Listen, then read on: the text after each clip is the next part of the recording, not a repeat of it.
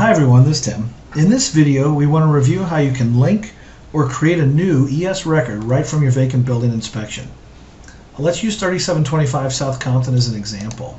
When you open it up to view and edit, you can see this informational banner which will be at the top of any vacant building record that is not currently linked to an ES record. As a best practice, before we do link them though, it's best to add your violations. So we'll go ahead and put our construction type in. I did add a couple of violations in the interest of time.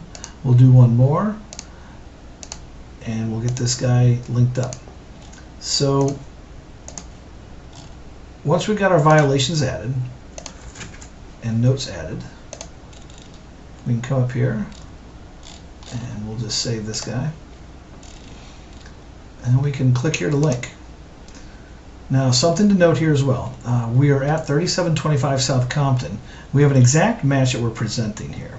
So if it matches and you do want to link to this ES record, use this link right here of select inspection. This will tie these two together.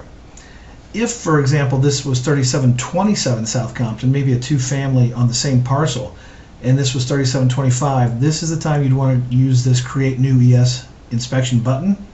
If there was no match here, or if there was nothing here at all, maybe you had no open ES records or no ES records on an address, then we'd use the Create New ES Inspection button. But if there is a match, simply click on the Select Inspection link, and at that time, we'll show you all the violations from both records. So the ES notes are in the yellow that are similar. And if there's any duplications, like there was on the roof collapsed, we'll preface your notes here, VB and ES. So I just want to make sure we show those there. So everything's getting merged if there's duplicates. And if you have multiple directions, if you put south on one inspection and north and east on the other, now's a chance maybe you can clean these up. Maybe it's just the north side. And we can save these, make a major or minor, add some notes.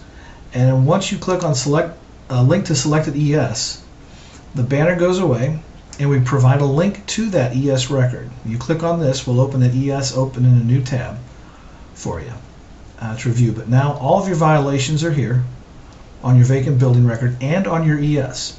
So whenever you're abating or complying any violation on the VB or the ES, or if you're deleting any, the same action will be taken on the other record. So your violations will be kept together, and your results will not be. So your vacant, if you want to send a vacant building letter, and we've linked to an existing structure's inspection that had a violation letter on it, we're not going to change the result of the violation letter, right? If you do create a new ES record when you link, the system will automatically put a result on that new ES record of violation letter. And then it will copy all these violations and queue up the violation letter for your supervisor's review and approval. So that is the one thing you want to be sure that you do when you create a new ES inspection. That's why we want to add the violations first. So if you're linking to an existing, it's not that important. But if you are linking and creating a new ES record, it's best to probably add your violations to the vacant building record first. So we've reviewed our violations. Everything is now synced, and we'll get your VB letter out here. Just click on save, and you've got a follow-up for, once your supervisor approves, you'll have a follow-up for a vacant building and a follow-up for the existing structures record on your calendar. So right there is where we're at. So that had a follow-up already. The vacant building will come around once your supervisor reviews and approves. And I hope this is a nice time-saving process for some of you guys or everyone.